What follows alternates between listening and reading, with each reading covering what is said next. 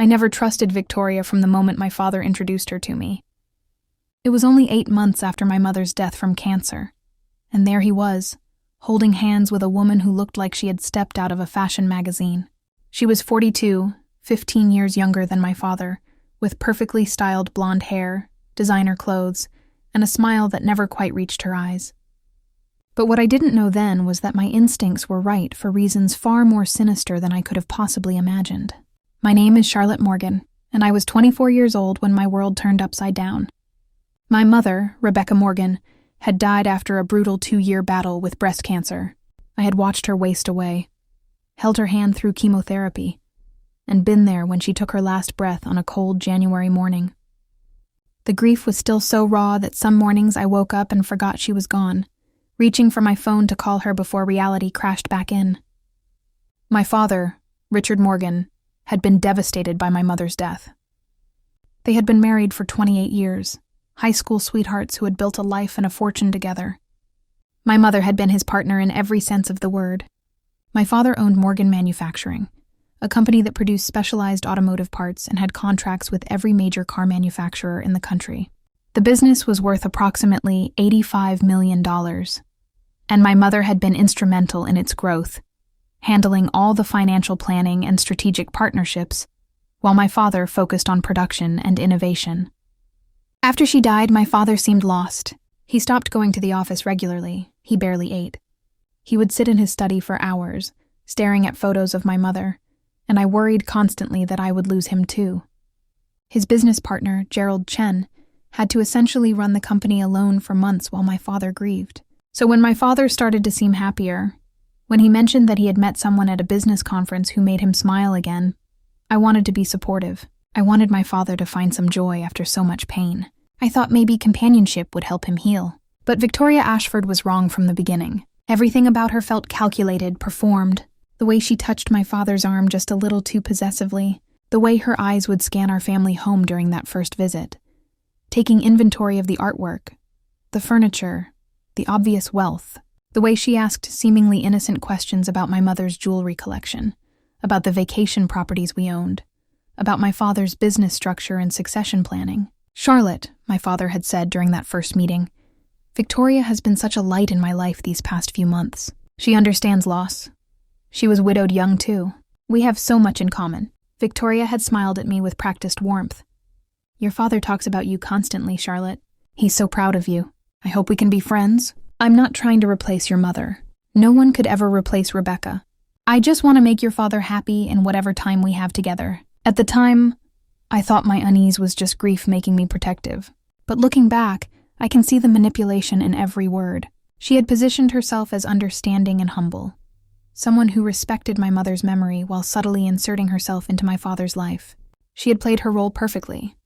They were engaged 3 months later, after knowing each other for less than 6 months total, after my mother had been dead for less than a year.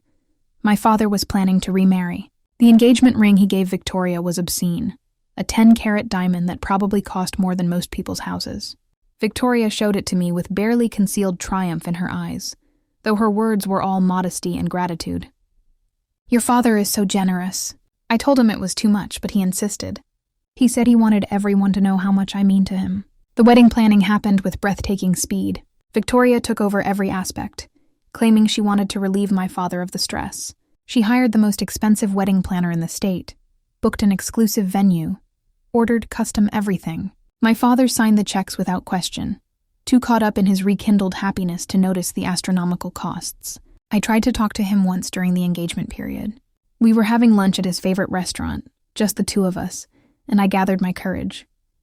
"Dad," I started carefully, "don't you think you're moving a little fast? Mom has only been gone 8 months. My father's face immediately closed off. "Charlotte, I know this is difficult for you.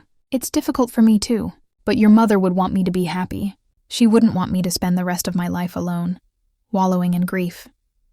I'm not saying you should be alone forever. I'm just saying maybe you should take more time. Get to know Victoria better before you make such a permanent commitment." There's no rush. His expression hardened in a way I'd rarely seen. "Sweetheart, I'm 57 years old. I don't have unlimited time to waste. Victoria makes me feel alive again. She makes me want to get up in the morning. After months of feeling like I was dying right alongside your mother, Victoria gave me a reason to live. Can't you just be happy for me? The guilt was immediate and overwhelming. My father was right, wasn't he? Who was I to tell him how to grieve or when to move on? Maybe I was being selfish, wanting to preserve my mother's memory at the expense of my father's happiness. Maybe my distrust of Victoria was just my own inability to accept that someone new was entering our family. So I swallowed my doubts and tried to be welcoming to Victoria. I smiled at the wedding planning meetings. I agreed to be in the wedding party. I pretended everything was fine, even as my instincts screamed that something was terribly wrong. The wedding took place on a perfect June day. The ceremony cost nearly $60,000, money my father paid without blinking. Victoria wore a dress that cost more than a car, and she looked stunning. My father couldn't take his eyes off her. As I watched them exchange vows, promising to love and honor each other until death, I felt a chill run down my spine, despite the warm summer air. At the reception, I overheard a conversation I wasn't meant to hear. I had stepped outside for some air when I heard Victoria's voice coming from around the corner of the building. She was on her phone, and her tone was completely different from the sweet, demure voice she used around my father. "Everything is proceeding perfectly," she was saying. "The wedding went off without a hitch, and I'm now legally his wife. The estate planning changes will take another month or two, but he trusts me completely. The daughter is suspicious but powerless. Once everything is in place, we can proceed to phase 2. There was a pause as she listened to whoever was on the other end. I pressed myself against the wall, my heart pounding. "I know we need to be patient," Victoria continued, irritation creeping into her voice. "But I've done this before, and I know what I'm doing. Trust me, Marcus. 6 months, maybe a year at most. Then we'll both be very wealthy." She ended the call and walked back inside before I could process what I'd heard. Phase 2, someone named Marcus? Done this before? The implications were terrifying, but I had no proof. Just a overheard conversation that could be explained away or denied. I spent my father's wedding reception in a state of panic, watching Victoria play her role perfectly. She was attentive to my father, gracious to the guests, the picture of a loving new bride. But I couldn't unsee what I'd glimpsed. The mask had slipped, just for a moment, and I'd seen the predator underneath. The next morning, while my father and Victoria were on their honeymoon in Italy, I hired a private investigator. His name was James Chen, no relation to my father's business partner Gerald, a former FBI agent who now ran his own investigation firm, specializing in background checks and fraud cases. "I want to know everything about Victoria Ashford," I told him at our first meeting. "Where she came from, her past relationships, her finances, everything. My father just married her, and I have reason to believe she's not who she claims to be." Mr. Chen was professional and thorough. "What makes you suspicious?" he asked, taking notes. I told him about the phone conversation I'd overheard, about Victoria's questions about my father's finances, about how quickly everything had moved. He listened without judgment. "I'll be honest with you, Miss Morgan. What you're describing could be innocent, or it could be part of a pattern. There are people, men and women both, who target wealthy individuals for financial exploitation. They're very good at what they do. If Victoria is one of them, she'll have a history. Let me dig and see what I can find." What Mr. Chen discovered over the next 3 weeks made my blood run cold. He presented his findings in his office, laying out documents and photographs across his desk like evidence at a crime scene. "Victoria Ashford is not her real name," he began. "Her real name is Victoria Castellano, formerly Victoria Martinez, formerly Victoria Hendricks. She's been married 3 times before your father, and all 3 of her previous husbands are dead." He slid photographs across the desk. The first husband, Robert Hendricks, died in a car accident in 2008. He was 46 years old, wealthy, owned a successful construction company. He had made Victoria the primary beneficiary of his life insurance policy just 2 months before the accident. The insurance paid out $2 million. The police investigated briefly but concluded it was an accident. Single car crash, he lost control on a mountain road. The second husband, Thomas Martinez, died of an apparent heart attack in 2012. He was 49. Wealthy real estate developer. Victoria inherited his estate, worth approximately $3.5 million. The heart attack was unexpected. He had no prior heart condition, but the autopsy didn't find anything suspicious. The third husband, David Castellano, died in 2016 of what was ruled accidental poisoning. He had eaten wild mushrooms that he supposedly picked himself, not realizing they were toxic. David was 51, a successful investment banker. Victoria inherited everything, approximately $4 million. The police investigated her extensively because the timing was suspicious. David had just updated his will, making her the sole beneficiary, but they couldn't prove she had fed him the mushrooms. The case was eventually closed due to insufficient evidence. I felt sick. 3 dead husbands, 3 inheritances, and now she had married my father, who was worth exponentially more than her previous victims combined. There's more, Mr. Chen continued. I found communications between Victoria and a man named Marcus Villanueva. He presents himself as a financial advisor, but his real role is as Victoria's partner.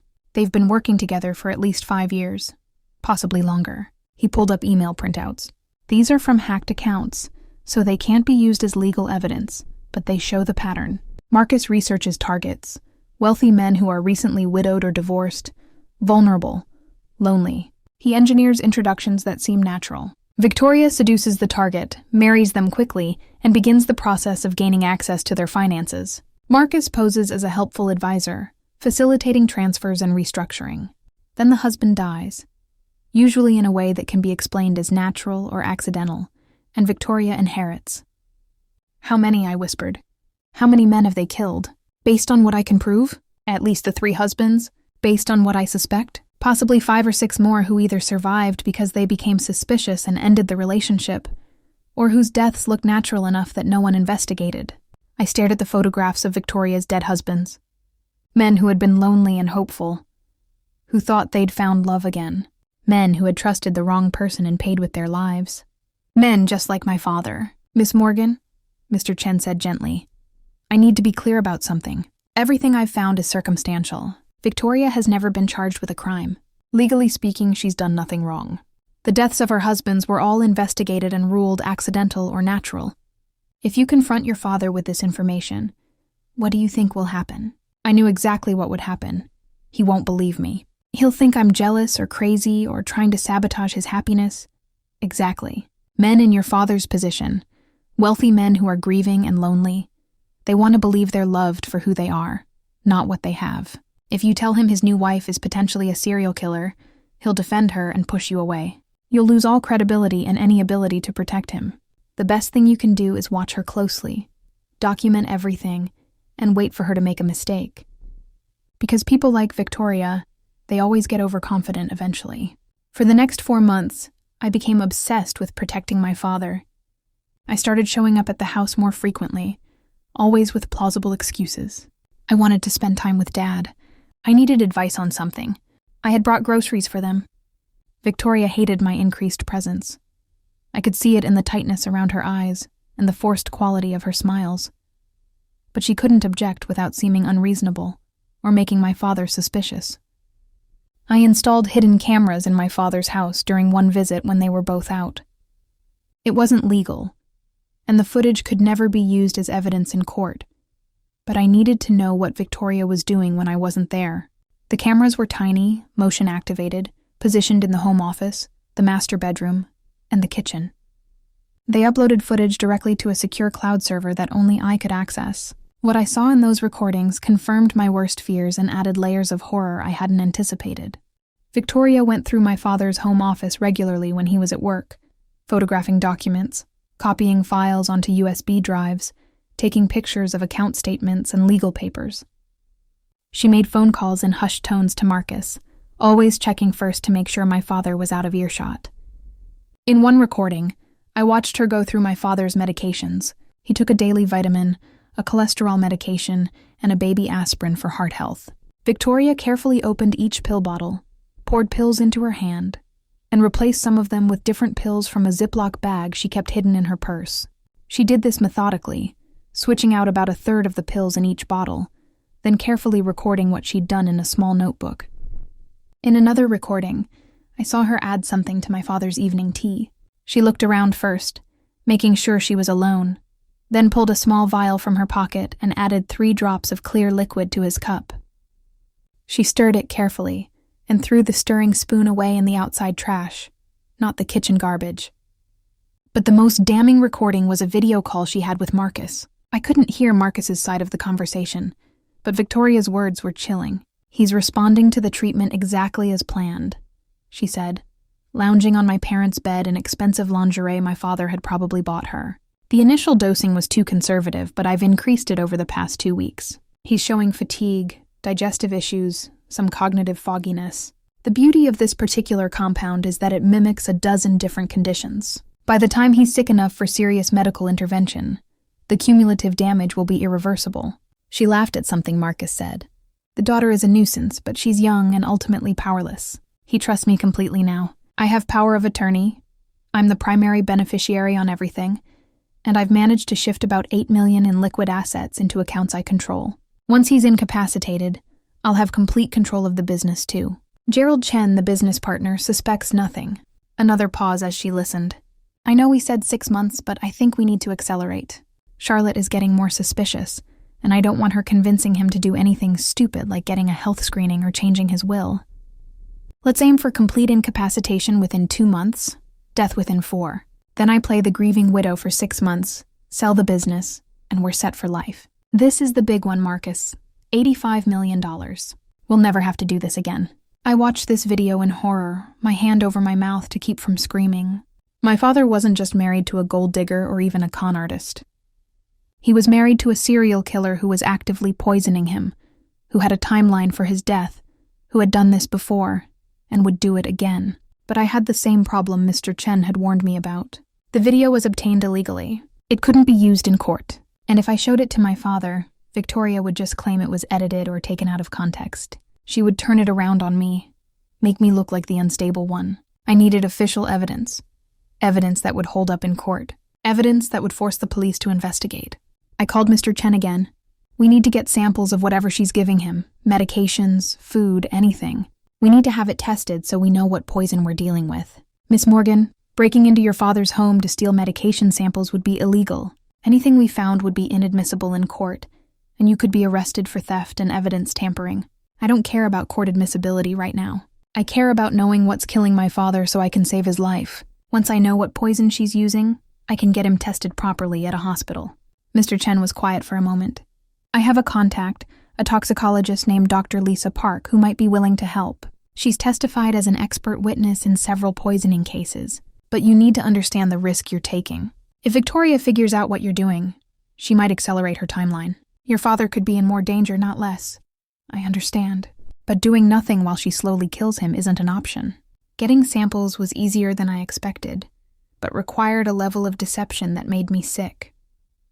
I went to visit my father one evening, bringing homemade soup I'd made. Victoria was there, of course, hovering as she always did. She had set out my father's evening medications on a tray, a collection of pills in a small cup next to a glass of water. My father looked terrible. In just 4 months of marriage, he had lost weight, his skin had taken on a grayish pallor, and he moved like a much older man. He's not feeling well, Victoria said with practiced concern when I commented on his appearance. We've been to 3 different doctors, but no one can figure out what's wrong. They've run so many tests, it's very frustrating. The doctors can't find anything because they don't know to look for poison, I thought. They're testing for common illnesses, not for deliberate poisoning with exotic compounds. I waited for Victoria to leave the room. She went to the kitchen to get crackers to go with the soup, and I moved quickly. I dumped the pills from the cup into a plastic bag I had hidden in my pocket and replaced them with similar-looking vitamins from my purse. I also took a sample of the tea Victoria had made for my father, pouring some into a small container I'd brought. The whole thing took less than 30 seconds, but my heart was pounding so hard, I thought I might pass out. When Victoria returned, I was sitting calmly beside my father, acting like nothing had happened. I left shortly after and drove straight to Dr. Park's private lab. She was waiting for me, a serious woman in her 50s with steel gray hair and sharp eyes. Mr. Chen told me about your situation, she said as I handed her the samples. I want to be very clear that what I'm about to do is professionally questionable. This chain of custody is completely broken, which means these results can't be used as official evidence. But if your father is being poisoned, you need to know what you're dealing with so you can get him proper treatment. I understand. How long will the analysis take? For a full toxicology screening? About 3 to 5 days. I'll test for common poisons first, heavy metals, alkaloids, then move to more exotic compounds if those come back negative. 3 days later, Dr. Park called me. Her voice was grim. Miss Morgan, You need to get your father to a hospital immediately. The pills you gave me contain 2 different toxic substances. One is a heart medication called digoxin, which your father isn't prescribed and shouldn't be taking. In the doses present in these pills, it would cause cardiac arrhythmia, weakness, and confusion. The other substance is thallium sulfate. That's a heavy metal poison that causes symptoms mimicking many other illnesses: nausea, vomiting, hair loss, neurological problems. It's accumulative, meaning it builds up in the body over time. Based on the concentration in the samples you gave me and your description of your father's symptoms, I estimate he's been receiving regular doses for at least 2 to 3 months. The damage to his organs, particularly his kidneys and liver, could already be severe. Can it be treated? Yes, if caught in time. There's a chelation therapy that can remove heavy metals from the bloodstream, but the longer the poisoning continues, the more permanent damage occurs. Your father needs treatment now, not next week or next month. Now. But I can't just show up with this report and tell him his wife is poisoning him. He'll never believe me. Then you need to get him to a hospital without telling him why. Create an emergency that forces medical intervention. Because if you don't, Miss Morgan, your father will be dead within months, possibly weeks if she's increased the dosing. That night, I barely slept, trying to figure out how to save my father's life without losing his trust completely. By morning, I had a plan. It was risky and borderline illegal, but it was all I had. I called 911 from a burner phone and reported that Richard Morgan had collapsed at his home. I gave the address and hung up before they could ask follow-up questions. Then I drove to my father's house and let myself in with the key I'd never returned. The ambulance arrived within 7 minutes. I met the paramedics at the door, my face a mask of panic that wasn't entirely fake. It's my father. He called me saying he felt dizzy and weak, and then the line went dead. I rushed over and found him barely conscious. Victoria appeared at the top of the stairs wearing a silk robe, her face a picture of confusion and concern. "What's happening, Richard?" She rushed down the stairs to where my father was now sitting up, looking disoriented. The paramedics were already checking his vital signs. "Sir, can you tell me your name?" "Richard Morgan. What's going on? Why are there paramedics in my house?" "Sir, your blood pressure is extremely low, 70/40, and your heart rate is irregular. We need to take you to the hospital for evaluation." "I'm fine," my father protested, but he swayed even sitting down. "Just felt a little dizzy. Don't need a hospital." "Dad, please," I begged. "Let them take you. You haven't been feeling well for weeks. Let's just get you checked out." Victoria's eyes met mine, and I saw something dark flash in them. She knew I had orchestrated this somehow. But she couldn't object without looking like she didn't care about my father's health. "Of course you should go, darling," she said sweetly, her hand on my father's arm. "Charlotte's right. We need to figure out what's making you feel so poorly. I'll ride with you in the ambulance." The hospital, with its bright lights and antiseptic smell, became my father's salvation and my battleground with Victoria. My father was taken into the emergency room for evaluation, and Victoria and I were left in the waiting room, sitting on opposite sides, not speaking. I watched her pull out her phone and send a text. To Marcus, probably, updating him on this unexpected complication. She was calm, controlled, still playing her role. But I could see the tension in her shoulders, the way her fingers gripped her phone just a little too tightly. After about 45 minutes, a doctor came out. He was young, maybe early 30s, with dark hair and tired eyes that suggested he was near the end of a long shift. "Mrs. Morgan, Miss Morgan?" He looked between us. "I'm Charlotte Morgan, his daughter. This is Victoria, his wife." The doctor nodded. "I'm Dr. James Wong. I've been examining your father. His vital signs are concerning. Low blood pressure, irregular heartbeat, signs of dehydration and malnutrition, despite him not appearing to have any gastrointestinal disease. I'd like to admit him for observation and run a full panel of tests. This was my chance. Dr. Wong, I need to speak with you privately. It's very important." The doctor looked surprised but nodded. "Mrs. Morgan, if you'll excuse us for a moment." Victoria's eyes narrowed, but she couldn't object. "Of course, I'll be right here if Richard needs me." I followed Dr. Wong down a hallway to a small consultation room.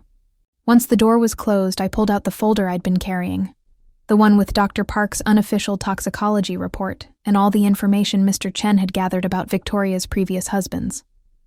"Dr. Wong, I believe my father is being deliberately poisoned with thallium and possibly other substances. His wife, Victoria, has been married 3 times before, and all 3 of her previous husbands died under suspicious circumstances. I have a private toxicology report showing thallium in his medications. I laid out all the evidence, talking fast, watching Dr. Wong's expression change from skepticism to concern to alarm. Miss Morgan, these are very serious accusations. This private report, he held up Dr. Park's analysis. It's not from an accredited hospital lab.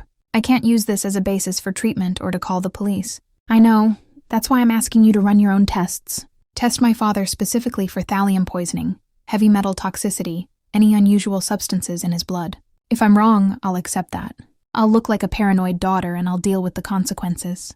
But if I'm right and you don't test him, my father is going to die. Maybe not today or tomorrow, but soon. Dr. Wong studied me for a long moment, then looked down at the documents again.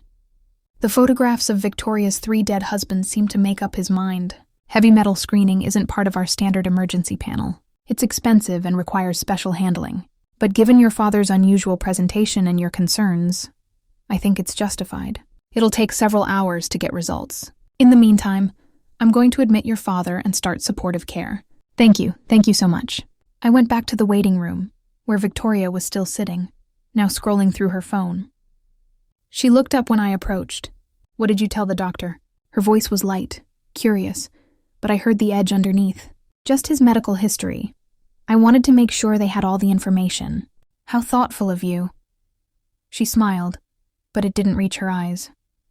You're always so protective of your father. It's really quite touching. We sat in hostile silence until a nurse came to tell us my father was being admitted. They've given him IV fluids and some medication to stabilize his blood pressure, the nurse explained. He'll be in room 412 once they have him settled. You can see him in about an hour.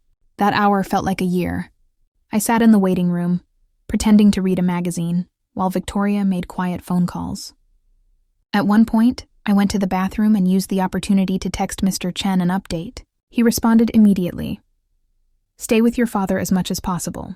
Don't let Victoria be alone with him. I'm working on the legal side, preparing everything we'll need once the hospital confirms poisoning. When we were finally allowed to see my father, he was in a hospital bed, looking small and tired, with an IV in his arm and monitors beeping softly. He smiled weakly when he saw us. This is ridiculous, he said. All this fuss for a little dizziness. Better safe than sorry, Dad. I pulled a chair close to his bed. How are you feeling? Tired? They want to run more tests tomorrow. Victoria? He reached for her hand. You should go home and get some rest. No need for both of you to sit here all night. Victoria squeezed his hand, playing the devoted wife perfectly. I'm not leaving your side, darling. Charlotte, why don't you go home? You have work tomorrow. I'll stay with him. I'm not leaving either. I pulled out my phone. I already called my boss and took family leave. I'm staying right here. The battle lines were drawn. Victoria knew I was blocking her access to my father, preventing her from administering more poison or interfering with his treatment. I knew she was trying to maintain control of the situation, to keep playing her role. We spent the night in that hospital room, Victoria and I. Neither of us sleeping, just watching each other across my father's bed. My father slept fitfully, waking occasionally to ask for water or to use the bathroom. Every time he needed something, both Victoria and I would jump up to help him, neither trusting the other alone with him. The next morning, Dr. Wong came in with another doctor, an older woman he introduced as Dr. Patricia Hall, a toxicologist. Mr. Morgan, Dr. Wong began. We've received some of your test results, and there are some concerning findings we need to discuss. My father struggled to sit up. What kind of findings? Dr. Hall stepped forward, her expression serious. Mr. Morgan, our tests show you have dangerously elevated levels of thallium in your bloodstream. Thallium is a heavy metal poison that's not found naturally in food or household products. The only way you could have these levels in your system is through deliberate, repeated exposure over an extended period. The room went silent. My father looked confused. Thallium, I don't understand. How would I have been exposed to that? That's what we need to figure out. Dr. Hall's eyes moved to Victoria and me. We're required by law to report suspected poisoning to the police. They'll need to investigate how this happened. Victoria's face was a mask of shock and concern. This is insane. How could Richard have been poisoned? Could it be from his work? He owns a manufacturing plant. Maybe there was industrial exposure? Dr. Hall shook her head. The type and amount of thallium in his system is consistent with oral ingestion, not industrial exposure, and it's been administered regularly over approximately 2 to 3 months. I felt my father's eyes on me. "Charlotte," his voice was weak, confused. "You knew. That's why you brought me here. You suspected this." Before I could answer, 2 police officers entered the room. The older one, a woman with sharp eyes and an air of authority, stepped forward. "I'm Detective Sarah Chen with the Major Crimes Unit. Mr. Morgan, I understand you've been the victim of poisoning. We need to ask you and your family some questions. Also, we need to search your home for the source of the poison. Do we have your permission, or do we need to obtain a warrant?" My father was staring at me, realization dawning on his face. "You knew. How long have you known?" "Dad, I couldn't tell you. I didn't have proof, and I knew you wouldn't believe me. I just needed to get you somewhere safe, somewhere you could get treatment." Victoria stood abruptly. "Detective, this is outrageous. You can't seriously think someone in this family poisoned Richard. We love him. I would never hurt my husband." Detective Chen's gaze fixed on Victoria. "I haven't accused anyone yet, Mrs. Morgan, but I will need to speak with everyone who has regular access to Mr. Morgan and his medications. Let's start with that search of your home. Do we have permission?" My father nodded slowly. "Yes, search whatever you need to search. I want to know how this happened." The detective turned to her partner. "Call for a search warrant anyway. Let's do this by the book. Mrs. Morgan, Miss Morgan, I'll need both of you to come to the station to give statements." "I'm not leaving my husband," Victoria said firmly. "He's sick. He needs me here." "Mr. Morgan will be here receiving treatment regardless of where you are," Detective Chen replied. "This is an active criminal investigation into attempted murder. You can come voluntarily, or I can compel you. Your choice." Over the next 6 hours, everything unraveled. I gave my statement to Detective Chen, laying out everything. The overheard phone conversation at the wedding, Victoria's suspicious behavior, Mr. Chen's investigation into her past, the hidden cameras I'd installed, Dr. Park's private toxicology report, everything. "I know a lot of this evidence was obtained illegally," I told Detective Chen. "The cameras, the stolen pill samples, all of it. I know it probably can't be used in court, but it's all true. And if you investigate properly, you'll find legal evidence that proves everything." Detective Chen was professional but not unkind. "Miss Morgan, I appreciate your honesty about the illegal aspects of your investigation. You're right that the illegally obtained evidence can't be used in court. However, it does give us probable cause to investigate further, and sometimes that's all we need." While I was giving my statement, a team of investigators was searching my father's home. What they found exceeded even my worst fears. In Victoria's bathroom, hidden in a false bottom drawer of her vanity, they found bottles of thallium sulfate, pure pharmaceutical grade. In her closet, inside a locked box hidden in a bag on the top shelf, they found detailed notebooks, page after page of dates, dosages, symptoms, tracking my father's decline like a scientist documenting an experiment. But that wasn't all. They also found a second phone, a burner phone with text messages between Victoria and Marcus Villanueva, messages that laid out their entire plan in damning detail. One message from Victoria to Marcus, dated just 2 weeks earlier. "Target is deteriorating on schedule.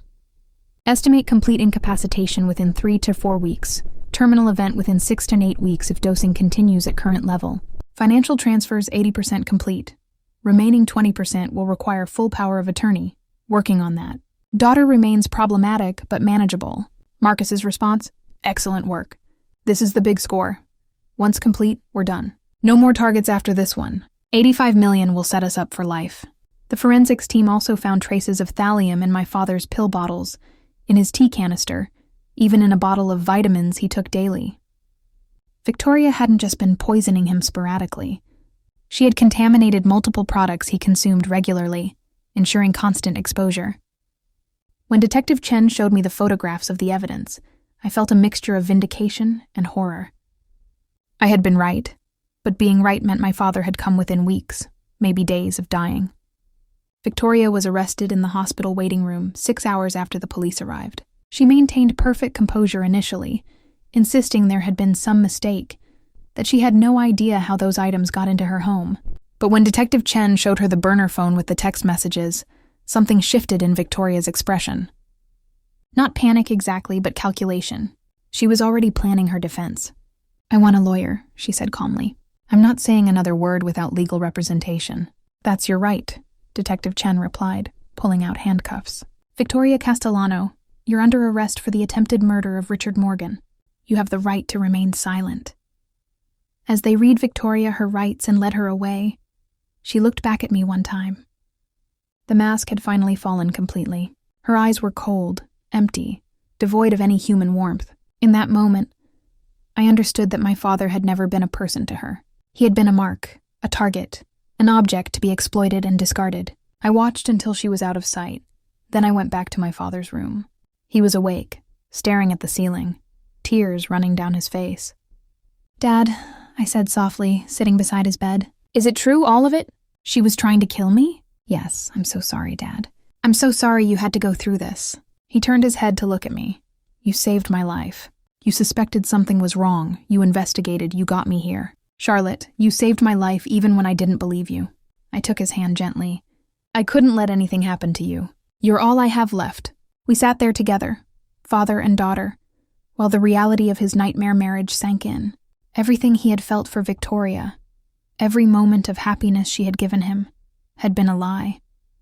Every kiss had been part of a murder plot.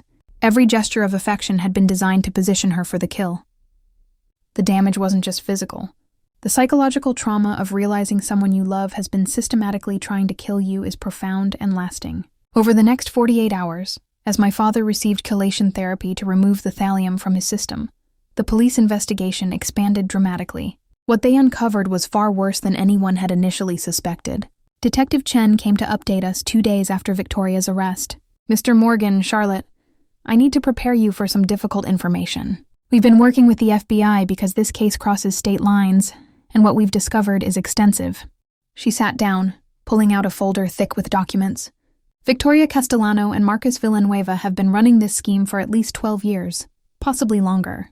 We've identified 8 definite victims, and there may be more we haven't found yet." 8, I felt sick. 8 men she murdered? 3 confirmed deaths that we can prove, Detective Chen corrected.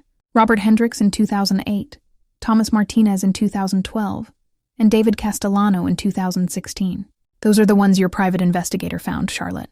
But we've now identified 5 additional targets. She laid out photographs. James Patterson, targeted in 2009. Victoria was engaged to him for 6 months, but he broke off the relationship when his adult daughter became suspicious of Victoria's financial questions. He's still alive. Gregory Walsh, targeted in 2011. He became seriously ill during his relationship with Victoria. Similar symptoms to your father's. His son had him tested for poisoning on a hunch, but by the time the results came back, Victoria had disappeared. Gregory survived, but with permanent kidney damage. Kenneth Morrison, targeted in 2014. He died suddenly of what was ruled a stroke, but his family always suspected Victoria. The case was investigated, but closed due to lack of evidence. We're reopening that investigation now. David Chen, no relation to me, targeted in 2017. He ended the relationship when Victoria pushed too hard for access to his business accounts. He's alive and has already given us a statement. And William Foster, targeted in 2019, just before she met your father. William died in his sleep of what was called heart failure. We've requested exhumation and retesting. My father was staring at the photographs, his face gray. All these men. How did she get away with it for so long? Because she's extremely intelligent and patient, Detective Chen said. She and Marcus never hit the same area twice in a row. They would target someone on the East Coast, then move to the West Coast, then the South. They spaced out the deaths enough that no pattern was immediately obvious. They researched their targets extensively, always choosing men who were widowed or divorced, lonely, wealthy but not famous enough to attract media attention. "And Marcus?" I asked. "Have you found him?"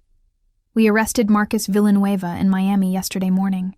He's already trying to cut a deal by providing evidence against Victoria." According to Marcus, this partnership started 13 years ago, when he and Victoria met online in a forum discussing estate planning and inheritance law.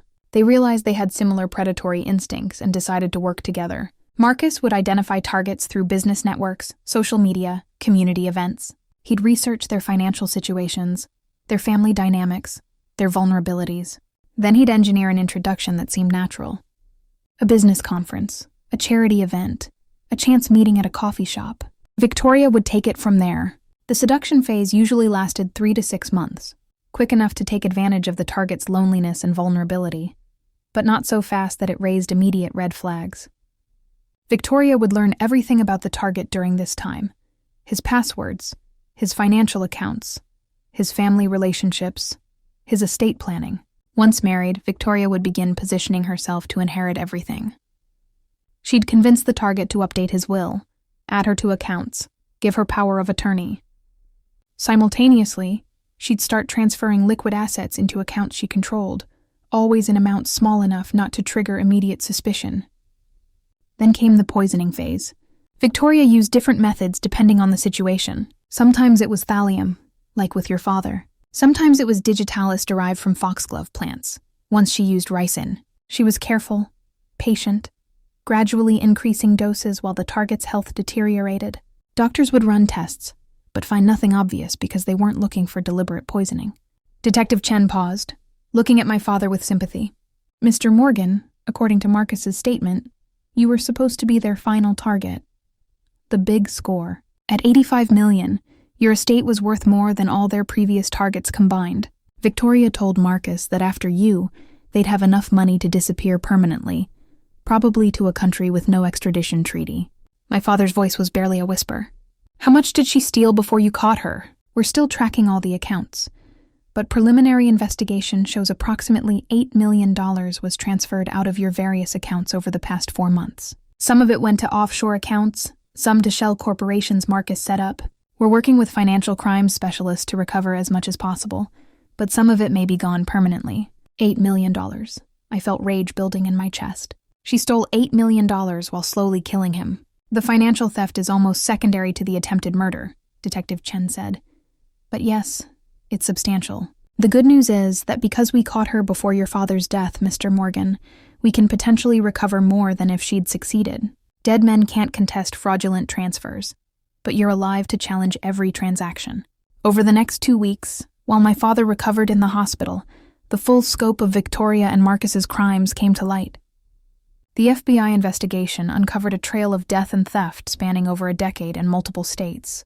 They found detailed records Marcus had kept, insurance documents, death certificates, bank transfers, estate settlements. Marcus, desperate to avoid multiple murder charges, provided testimony about every victim. He described how they chose targets, how they planned each approach, how Victoria would report back on her progress.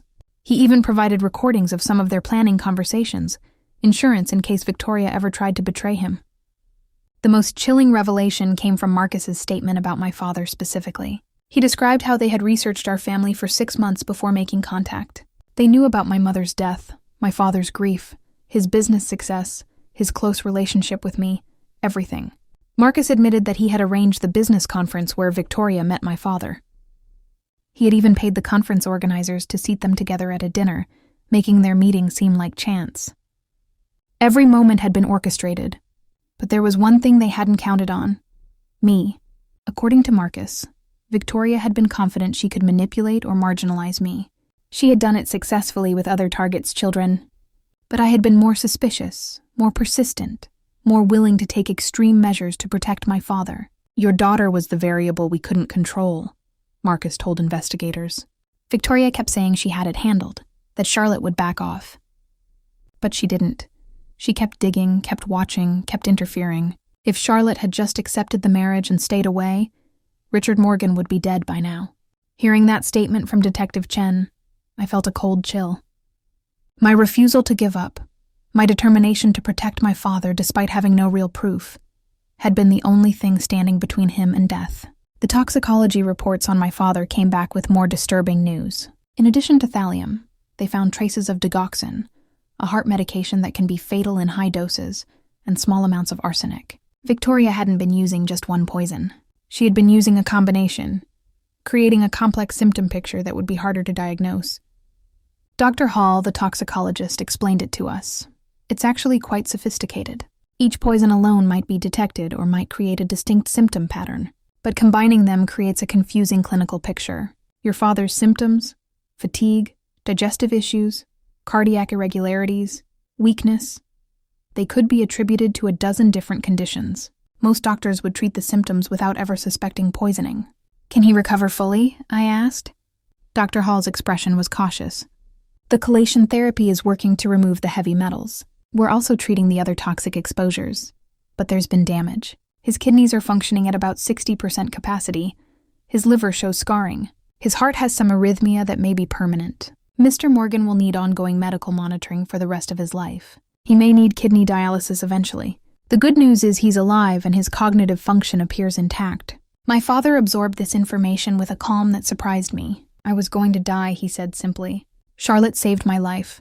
And now I have the rest of my life, however long that is, however compromised. That's more than Victoria intended to give me. The legal proceedings moved forward with surprising speed. Victoria's lawyer, an expensive criminal defense attorney named Robert Blackwood, tried to argue that the evidence was circumstantial, that Victoria was being framed, that Marcus was lying to save himself. But the physical evidence was overwhelming. The bottles of poison in her home with her fingerprints, the notebooks in her handwriting documenting my father's decline, the text messages from her phone, the financial transfers she had initiated, the testimonies from Marcus. And most damning, the presence of multiple poisons in my father's body that had to have been administered by someone with intimate access to his food and medications. The prosecution also brought in testimony from the families of Victoria's previous victims, the children and relatives of Robert Hendricks, Thomas Martinez, and David Castellano, all describing the same pattern.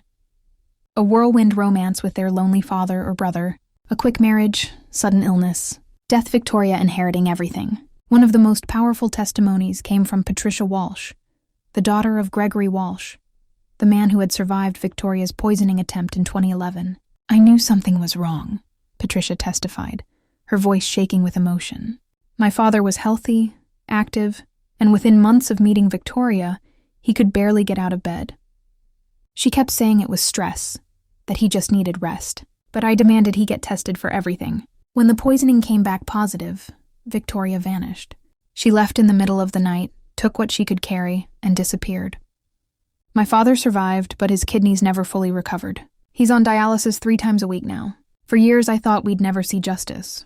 Now maybe we will. The trial was set for 9 months after Victoria's arrest. The prosecution charged her with 3 counts of first-degree murder for Robert Hendricks, Thomas Martinez, and David Castellano, 2 counts of attempted murder for my father and Gregory Walsh, multiple counts of fraud, theft, conspiracy, and elder abuse. If convicted on all counts, she faced life in prison without possibility of parole. Marcus Villanueva had already taken a plea deal. In exchange for his testimony against Victoria, he would plead guilty to conspiracy to commit murder and fraud, with a sentence of 25 years. He would be eligible for parole in 15 years if he cooperated fully. During those 9 months before trial, my father struggled with his recovery. The physical healing was one thing, the chelation therapy, the medications, the ongoing medical monitoring. But the psychological damage was profound. He couldn't trust anyone new. He had nightmares about Victoria. He would wake up screaming, remembering moments from their marriage and realizing they had all been lies. Every kiss had been part of a murder plot. Every gentle touch had been manipulation. Every whispered endearment had been acting. He started therapy with a psychiatrist who specialized in trauma. Dr. Marcus Chen, another Chen but no relation to Detective Chen or my father's business partner, was patient and skilled. What you experienced is a form of intimate partner betrayal combined with attempted murder, Dr. Chen explained to my father during one session I was allowed to attend. Your brain is trying to reconcile 2 contradictory realities. The person you loved and trusted was simultaneously plotting to kill you. That cognitive dissonance creates profound psychological trauma. How do I trust anyone again? My father asked. How do I know that someone's genuine interest isn't just another Victoria, another predator seeing me as a target? You learn to trust gradually, with appropriate boundaries. You verify things independently. You listen to the people who love you when they express concerns. And you recognize that what happened to you wasn't your fault. Victoria is a sophisticated predator who has been doing this for over a decade. She fooled many people, not just you. But I should have seen it. Charlotte saw it from the beginning. Charlotte is your daughter who loves you and was looking at Victoria through a protective lens. You were a lonely widower looking for companionship and hope. You saw what Victoria wanted you to see. That's not a failure on your part. That's successful manipulation on hers. My father also had to deal with the business impact. Morgan Manufacturing had suffered during his illness.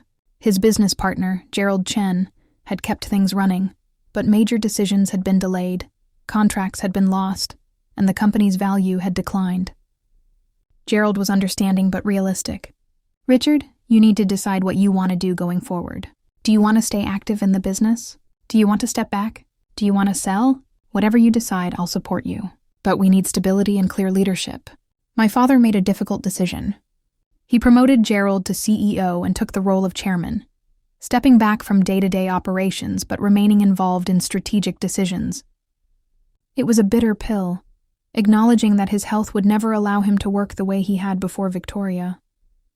The trial finally began in late September, almost exactly 1 year after Victoria had married my father. The courthouse was packed with media, family members of victims, and curious onlookers. This case had captured national attention. The beautiful black widow who had killed multiple wealthy men, the daughter who had saved her father. It had all the elements of a compelling crime story. I sat in the front row every day of the trial, right behind the prosecution table. My father sat beside me, looking older and more fragile but determined to see this through. On the other side of the courtroom sat the families of Robert, Thomas, and David, the men Victoria had murdered. Victoria was brought in wearing an orange jumpsuit, her once perfectly styled hair now pulled back in a simple ponytail, no makeup, no designer clothes. But even stripped of her camouflage, she was striking. Beautiful in a cold reptilian way. She looked at me once during that first day. Her expression was blank, emotionless. There was no remorse, no shame, no humanity in those eyes. She was a predator who had been caught, nothing more. The prosecution's opening statement was delivered by Assistant District Attorney Jennifer Rodriguez, a fierce woman in her 40s, with a reputation for winning complex cases. Ladies and gentlemen of the jury, over the next few weeks, you're going to hear a story that sounds like fiction. A story about a woman who made murder her profession, who spent over 12 years seducing, marrying, and killing wealthy men for their money, who refined her methods until she could poison someone to death without detection, making it look like natural causes or tragic accidents. But this isn't fiction, this is real. 3 men are dead because of Victoria Castellano. Robert Hendricks, Thomas Martinez, David Castellano, they're gone. Their families were robbed of fathers, brothers, husbands, and 2 more men, Richard Morgan and Gregory Walsh, came terrifyingly close to becoming her 4th and 5th victims. The evidence you will see is overwhelming. Physical evidence, bottles of poison in her home, notebooks documenting her crimes. Digital evidence, text messages planning murders, financial records showing systematic theft. Testimonial evidence, her partner Marcus Villanueva will tell you exactly how they did it. And medical evidence, the poisons found in Richard Morgan's body that nearly killed him. Victoria Castellano is a serial killer. She just used poison instead of guns or knives. She killed slowly instead of quickly. She wore a wedding ring instead of a mask. But make no mistake, she is a killer who must be held accountable for her crimes. Victoria's defense attorney, Robert Blackwood, tried a different approach in his opening statement. He's a smooth talker, expensive suit, practiced charm, exactly the kind of lawyer you hire when you're guilty and need to create reasonable doubt. Ladies and gentlemen, what you're about to hear is a rush to judgment. A story where circumstantial evidence and the testimony of a confessed criminal are being used to convict an innocent woman. Yes, Victoria Castellano has been married multiple times. Yes, tragically, some of her husbands died. But that doesn't make her a murderer. Marcus Villanueva is a con artist who is lying to save himself from multiple murder charges. He's pointing the finger at Victoria to get a lighter sentence. The so-called evidence in her home could have been planted. The text messages could have been fabricated. The medical evidence shows that Richard Morgan was poisoned, but it doesn't prove who poisoned him. The truth is, Victoria Castellano fell in love with Richard Morgan. She married him in good faith, and when he became ill, she was as confused and concerned as anyone. She's not a black widow. She's a woman whose tragic romantic history is being twisted into a murder narrative by prosecutors who want a high-profile conviction. I almost laughed out loud at the audacity of that defense. But as the trial progressed over the next 6 weeks, I realized Blackwood was good at his job. He couldn't refute the evidence, but he tried to create just enough doubt, just enough alternative explanation to hope for a hung jury or acquittal. The prosecution methodically built their case. They brought in forensic experts who testified about the poisons found in Victoria's home and in my father's body. They brought in financial experts who traced the $8 million Victoria had stolen from my father. They brought in the families of her dead husbands, establishing the pattern of behavior. But the most devastating testimony came from Marcus Villanueva himself. He spent 3 full days on the witness stand, describing in clinical detail how he and Victoria had operated. "We had a system," Marcus testified, not looking at Victoria. "I would identify potential targets through business databases, social media, networking events. I'd look for men over 50, widowed or divorced within the past year, net worth over $5 million, no adult children living at home or else adult children who were estranged or too busy to pay close attention. Once I identified a promising target, I'd research everything about him. His business, his finances, his hobbies, his vulnerabilities. Then I'd engineer an introduction. Sometimes I'd arrange to be at the same conference or event and introduce Victoria directly. Sometimes I'd manipulate situations so they'd meet naturally. With Richard Morgan, I paid the conference organizers to seat them together at a dinner. I made it seem like fate. Victoria would take over from there. She's extremely good at reading people, at becoming whoever they need her to be. For Richard, who was grieving his dead wife, Victoria became understanding and patient. She let him talk about his wife, cry on her shoulder, take his time. She positioned herself as someone who understood loss, who didn't want to replace his wife but just offer companionship. The jury was riveted. This was the inside view of how a sophisticated predator operated. Once Victoria secured the marriage, she'd start the financial transfer phase. She'd convince the target to add her to bank accounts, update his will, give her power of attorney, merge finances. She'd also start moving liquid assets into accounts I'd set up using shell corporations. We'd typically extract 20 to 30% of accessible cash before beginning the poisoning phase. Why begin poisoning at all? The prosecutor asked. Why not just divorce and keep whatever money you'd taken? Because we were greedy, Marcus said bluntly. Why take a few million when we could take everything? And Victoria enjoyed it. She enjoyed the power, the control, the challenge of killing someone slowly without getting caught. She called it her art. A murmur ran through the courtroom. Even the judge looked disturbed. When would Victoria begin poisoning the targets? Usually 3 to 6 months after the wedding, once the financial transfers were well underway and she had secured her inheritance rights.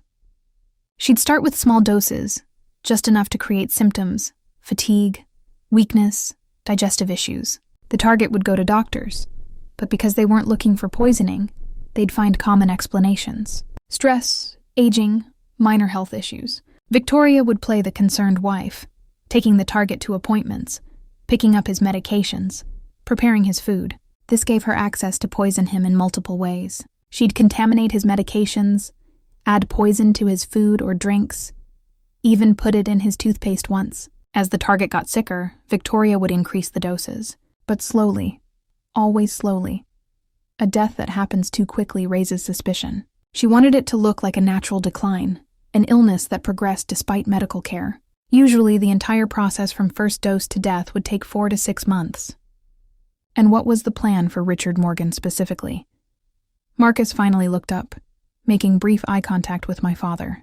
Victoria was supposed to have him completely incapacitated within 2 months, dead within 4 to 6 months total. She told me he was responding perfectly to the treatment, that his health was declining on schedule. Once he died, she'd play the grieving widow for 6 months, sell the business, and we'd disappear. Split $85 million and never have to do this again. The prosecutor paused, letting that sink in, but Charlotte Morgan interfered. Yes, Marcus said, and now he looked at me. Charlotte was more suspicious than we anticipated. Victoria kept assuring me she had it under control, that Charlotte was young and powerless. But Charlotte investigated Victoria's past, installed hidden cameras, stole medication samples for testing, and ultimately forced Richard into the hospital where the poisoning was discovered. If not for Charlotte's intervention, Richard Morgan would be dead. The defense tried to discredit Marcus during cross-examination, pointing out that he was a convicted felon who was testifying to save himself. But the physical evidence supported everything Marcus said: the poison in Victoria's home, the notebooks documenting my father's decline, the financial transfers, the text messages. When my father testified, the courtroom was silent except for his voice. He described meeting Victoria, falling in love, marrying her. He described his illness, how confused and frightened he'd been as his body failed him. He described the betrayal of learning that his wife had been trying to kill him. I trusted her completely, my father said, his voice breaking. I loved her. I thought she loved me. To learn that every moment was a lie, that she was counting down the days until my death. That's a violation I can't fully explain. She didn't just try to kill my body. She killed my ability to trust, to hope, to believe in love. Victoria's expression never changed. She sat there, emotionless, like she was watching a mildly interesting television show rather than her murder trial. I testified about my investigation, the hidden cameras, the private investigator, the stolen medication samples. The defense tried to make me look paranoid and obsessed, but the fact remained. I had been right. My so-called paranoia had saved my father's life. The defense put up a weak case. They couldn't really deny the evidence, so they focused on creating alternative theories. Maybe Marcus had acted alone and framed Victoria. Maybe the poisons had been planted. Maybe someone else was trying to kill Richard Morgan and Victoria was being scapegoated. But none of it was convincing.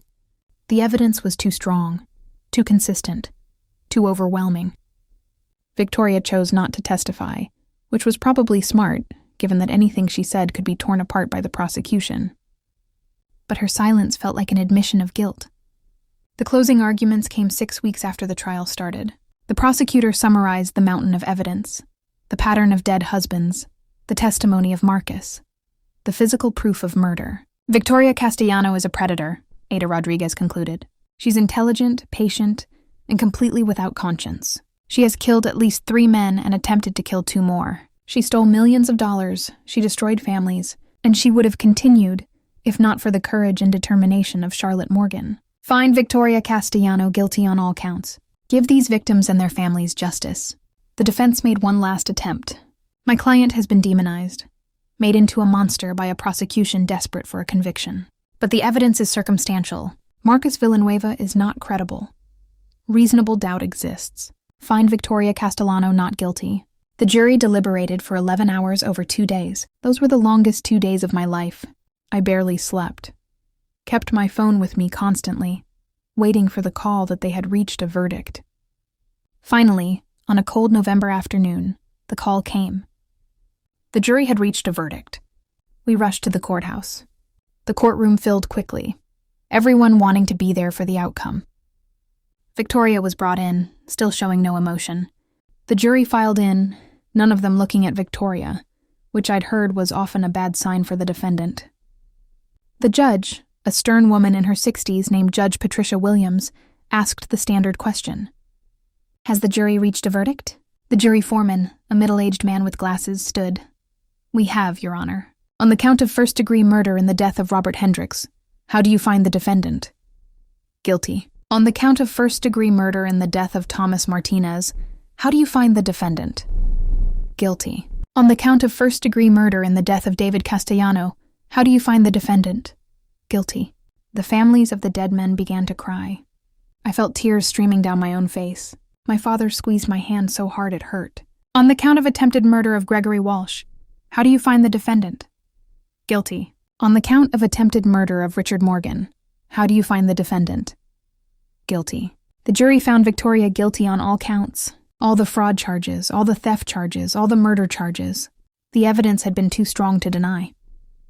Judge Williams set sentencing for 2 weeks later. Victoria was remanded to custody immediately. As the bailiffs led her away, she finally showed emotion. She looked back at me, and her expression was pure hatred. Not remorse for her crimes, not sadness at being caught, but rage at me for ruining her plan. I stared back at her, refusing to look away. She had tried to kill my father. She had killed 3 other men. She had stolen and lied and manipulated, and now she was going to prison for the rest of her life. The sentencing hearing was brief. Victoria's lawyer made a half-hearted plea for leniency, citing her age and lack of prior criminal record, which was laughable given that she'd been murdering people for over a decade.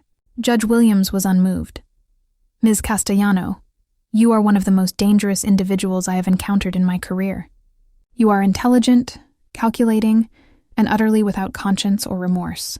You have killed multiple people in cold blood for financial gain. You have devastated families and destroyed trust. On each count of first-degree murder, I sentence you to life in prison without the possibility of parole. These sentences are to run consecutively. On the attempted murder charges, I sentence you to 25 years each, also consecutive. You will never be a free woman again. You will spend the rest of your natural life in prison, where you can never harm another person. Victoria showed no reaction to the sentence. She was led away to begin her life sentence, and I never saw her again. The aftermath took years to sort through. The financial recovery process was complicated. Of the $8 million Victoria had stolen, we recovered about $5.2 million through asset seizures and clawing back fraudulent transfers. The rest was gone.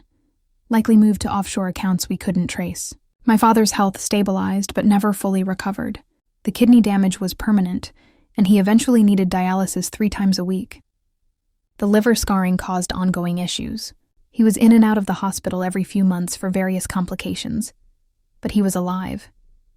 And in the 6 years he lived after Victoria's conviction, he rebuilt his life. He sold Morgan Manufacturing to a larger company, finally retiring completely. He traveled, spending time visiting places he'd always wanted to see.